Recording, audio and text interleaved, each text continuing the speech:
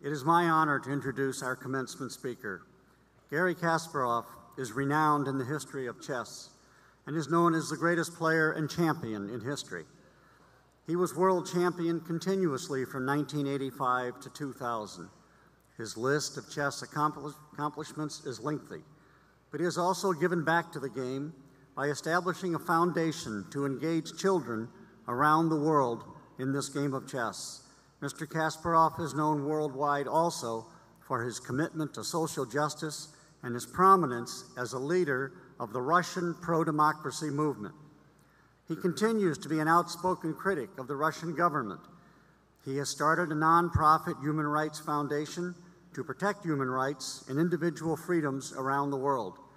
He is an accomplished writer and author. Please join me in welcoming St. Louis University's 2015 commencement speaker, Grandmaster Garry Kasparov.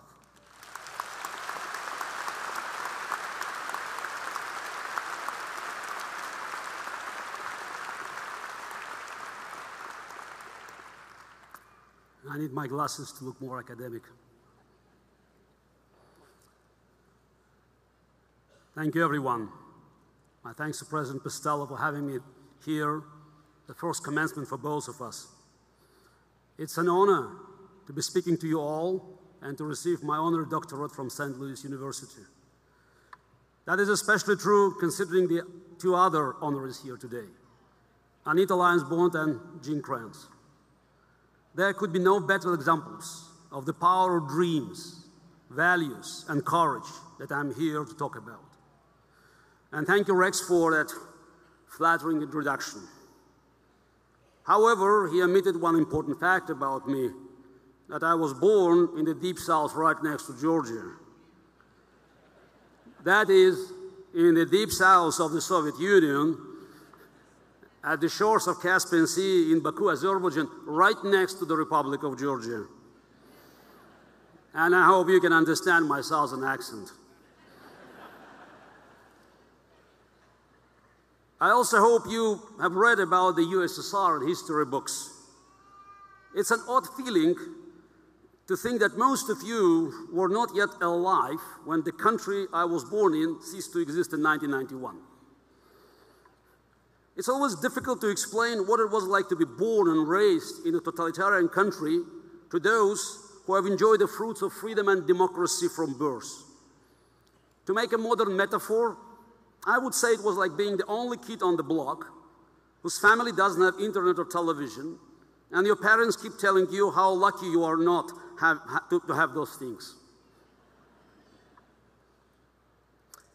I've been visiting St. Louis frequently in recent years as the city has become the world capital of chess, leading the way in education and at the competitive level. This is actually restoring an old tradition. You might not know that St. Louis hosted the first official World Chess Championship back in 1886. It's a great pleasure to be here for today's special occasion and finally find out what a billiken is.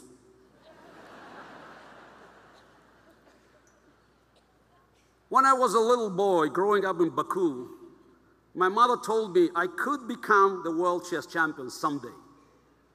I don't know if anyone else believed her, but I believed her. Years later, the sport authorities in the Soviet Union told me that I was a troublemaker and I that could not become the world chess champion. Well, in 1985, I did become world champion. And this taught me the first important lesson I wish to share with you all today. Listen to your mother.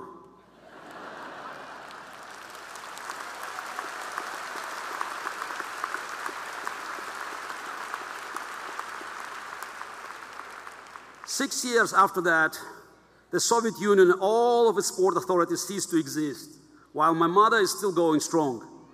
And she's still telling me what I'm capable of and to eat my vegetables. Everyone will tell you to believe in yourself, and this, of course, is true. Only you can decide your course, and only you can make it happen.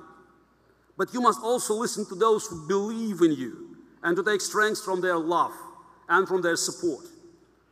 Often they remind us to aim high, higher than you might aim on your own, especially when you are young. I'm quite sure that if you all accomplish what your mothers believe you can accomplish, that this will be the most successful graduating class in the history of the world.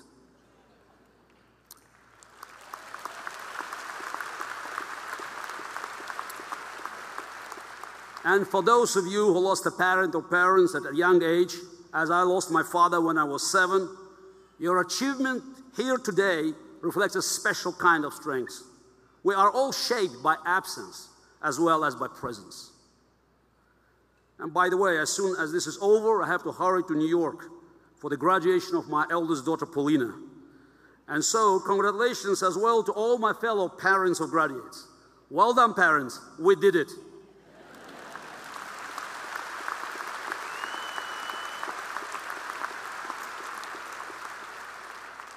When I won the World Championship in 1985, I was 22 years old, and it was the greatest day of my life.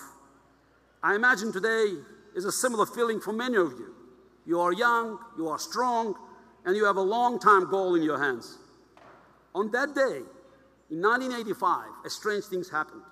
I was standing there on the stage, still with my flowers and my medal, the happiest person in the world, when I was approached by Rona Petrosian, the widow of the former world chess champion from the 60s, Tigran Petrosian. I was expecting another warm congratulation, but she had something else in mind. Young man, she said, I feel sorry for you. What? Sorry for me? Sorry for me? I'm the youngest world champion in history at the top of the world. I feel sorry for you, she continued, because the happiest day of your life is over. Wow, I couldn't believe it. What a thing to say. But as I got over my shock, I began to wonder, what if she's right? And while I did not think much more about it on that celebratory day, I slowly came to realize that Rona Petrosian had given me a new goal in my life, to prove her wrong.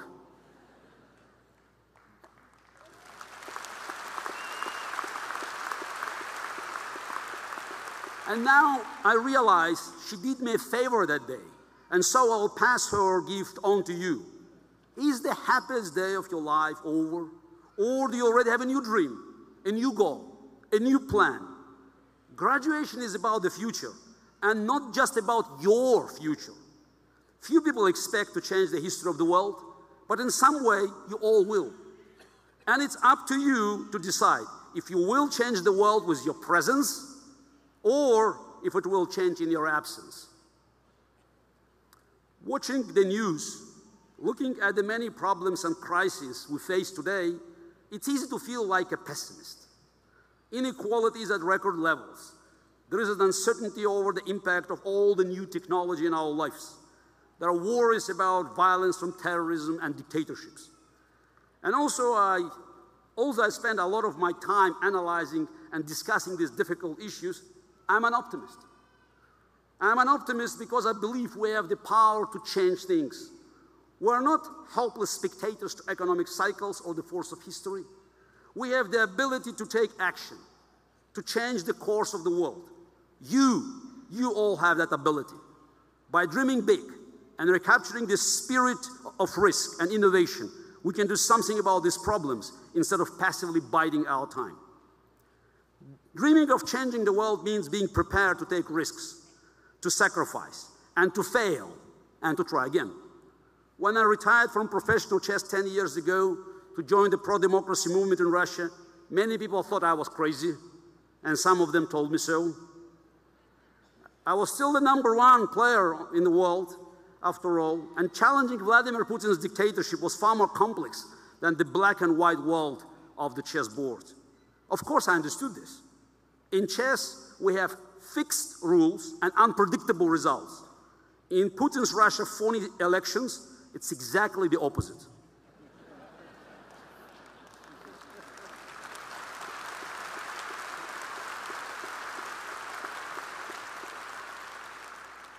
I made this bold move because I realized that my own dream was not just about chess, but had always been about making a difference. I had accomplished everything I could in the world of professional chess, from world championship matches to battling against supercomputers. I hoped I could still make a difference in Russia and in human rights. I wanted to learn and contribute in other areas that fascinated me, like education and human plus machine intelligence and decision making. I was 42 at the time, which tells you that it's never too late to dream. You often hear in chess and in other sports that this player is more talented, but that player works harder. This is a fallacy. Hard work is a talent. The ability to keep trying when others quit is a talent. And hard work is never wasted, no matter what career you end up in, or even if you have a dozen different careers. The hard work represented here today will never be wasted. You being here shows that you have the talent, and it will serve you well, no matter how you decide to make a difference in this world. Human beings cannot upgrade our hardware. That is our DNA. But with hard work, we can definitely upgrade our mental software. But what is intelligence, education, and effort without the guiding hand of morality? 483 years ago today, on May the 16th, 1532, Thomas More resigned his position as Chancellor to the King of England, Henry VIII.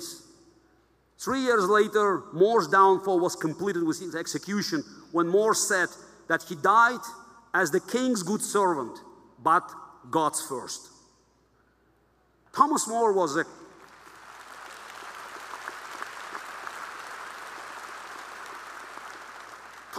a complicated figure, a man of principle. As you might expect of a lawyer like More, in his novel Utopia, he writes often of the law on his fictional perfect island. But instead of describing a flawless set of laws as he imagined them, More wrote that in an ideal society based on clear principles, many laws were not necessary. He wrote, "They have but few laws, and such is their constitution that they need not many." And so More's Utopia also had no lawyers. Don't worry, I'm happy to tell those of you coming from Scott Hall today that the world with no lawyers is only possible in Utopia. How many laws we have is not the point. The world is a complicated place, far more complicated today than when Thomas More wrote his novel 500 years ago. And the laws must keep up with the times.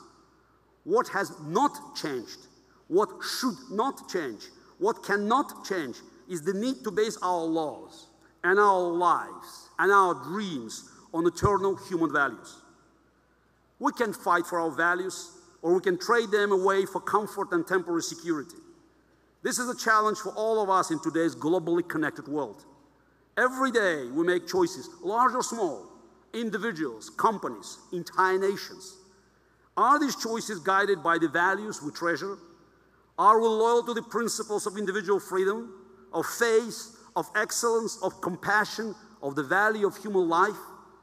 Or do we trade them away, bit by bit, for material goods, for a quiet life, and to pass the problems of today on to the next generation? These moral values are also the values of innovation and the free market, by the way. It is no coincidence that these founding American values created the greatest democracy in the world and also the greatest economy in the world. In the Sermon on the Mount, Jesus urged his believers to be a city on a hill, a shining example to the world, a phrase used to describe America by John F. Kennedy and Ronald Reagan. I saw that America from the other side of the Iron Curtain, and I can tell you that it mattered. And it matters still.